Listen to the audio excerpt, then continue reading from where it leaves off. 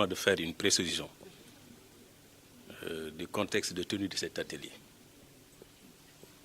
entre la CNDT et le Millennium Promise, qui ont des convergences de mission. Parce que nous sommes convaincus que si nous ne connaissons pas nos territoires, nous ne pouvons rien faire.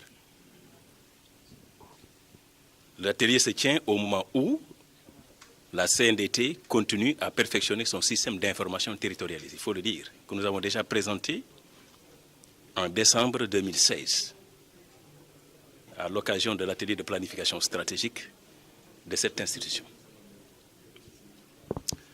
Nous comptons davantage rendre plus performante la planification du développement local en lien avec les ODD.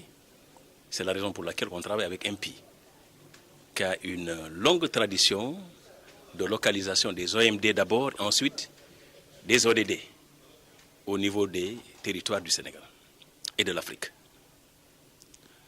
Les ODD sont des engagements internationaux de l'État du Sénégal.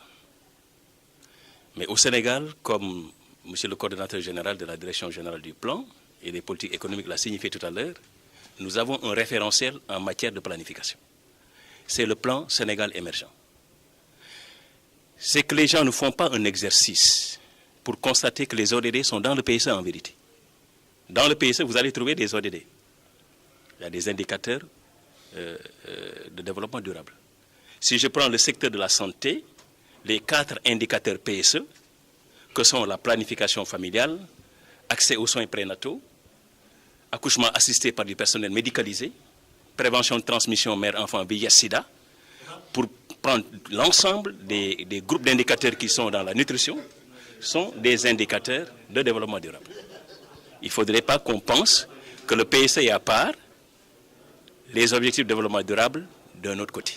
Deuxième précision, avant de venir au mécanisme. Je vais venir au mécanisme. Parce que tout à l'heure, vous allez voir, il y a 15 de communes au sein desquelles nous nous sommes présentés en tant que CNDT pour faire un exercice de territorialisation des politiques publiques.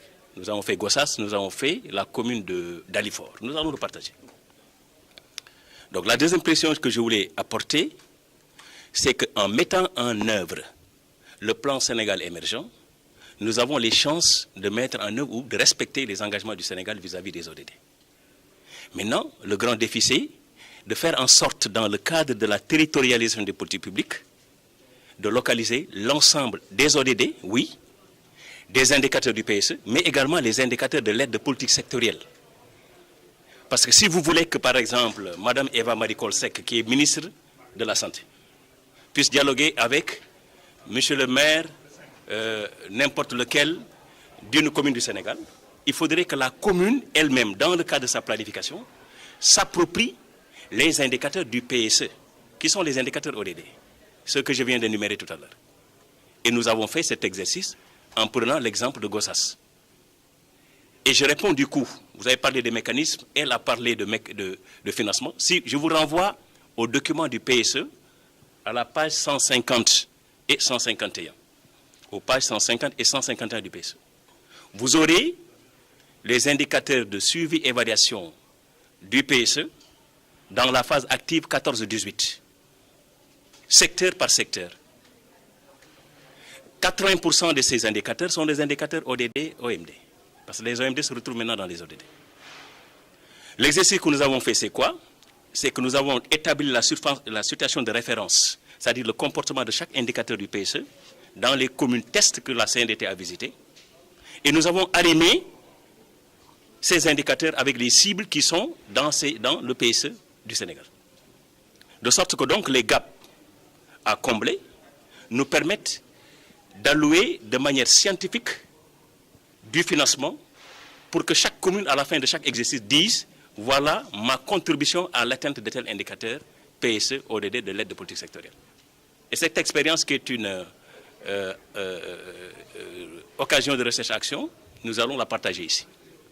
Donc avant de venir à la CNDT, moi-même, j'ai été un cadre de MP qui avait en charge du développement institutionnel et de la gouvernance locale, un cadre de la décentralisation du Sénégal, avec donc des universitaires, vous en avez aperçu quelques-uns dans la salle, et d'autres acteurs territoriaux.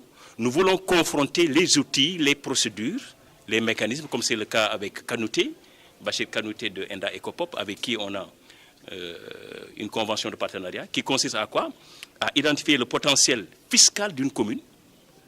Et nous allons le montrer comment nous avons déterminé le potentiel fiscal d'une commune et créer une chaîne de valeur autour de la fiscalité avec Enda Ecopop. C'est-à-dire que donc, la CNDT a les moyens d'investigation de déterminer l'assiette fiscale d'une commune et capitaliser une recherche-action de Enda Ecopop qui a consisté à transformer le potentiel fiscal en ressources financières pour la collectivité locale.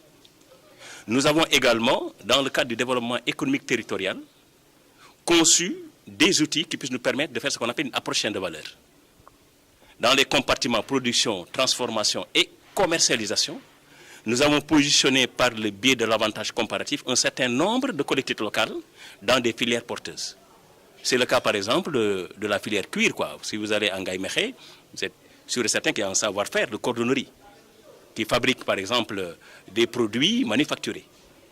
Mais la chaîne de valeur peut provenir ici à Dalifort, dans le Foirail, où maintenant on peut mettre en place à proximité de la commune de Ngaïmékhé, dans d'autres communes par exemple, des unités de tannerie qui transforment la peau de sorte que cette peau soit un produit dérivé qui rentre dans le processus de fabrication donc, des cuirs transformés au niveau de cette dite commune. Donc c'est énormément d'initiatives de ce genre, accompagnées par la recherche-action, où nous avons été très attentifs aux échos des territoires. Nos territoires ne sont pas pauvres, c'est parce que nous les méconnaissons. Et nous nous sommes donné maintenant les moyens de faire en sorte de pouvoir caractériser correctement ces territoires-là. Et cela va concerner toutes les collectivités du Sénégal? Non, l'idéal c'est qu'on couvre toutes les collectivités du Sénégal. Ce que nous avons fait au niveau de la CNDT présentement, c'est un phasage à 3 étapes dans le cadre du processus d'opérationnalisation de nos missions. Nous avons la première étape qui a consisté à faire le point sur la coopération territoriale au Sénégal. Nous l'avons fait avec le professeur Camara. La deuxième étape a consisté à l'élaboration d'instruments juridiques.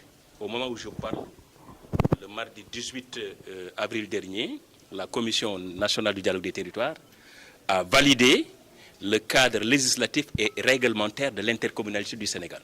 C'est une première, assorti maintenant de projets d'orientation et de décrets d'application. C'est ce qu'on appelle les instruments juridiques. La troisième phase qui s'amorce, c'est la phase d'élaboration des outils de gouvernance intercommunale. Et pour lesquels, naturellement, nous allons, avec les élus locaux, les exécutifs locaux, avec les partenaires d'appui au développement territorial, mettre à la disposition de la famille d'acteurs des outils de planification qui puissent permettre de localiser les indicateurs du PSE, les indicateurs de l'aide de politique sectorielle et les indicateurs d'ODD, de sorte à avoir des instruments, des projets-programmes d'intercommunalité qui soient taillés sur mesure de chaque collectivité locale avec sa spécificité.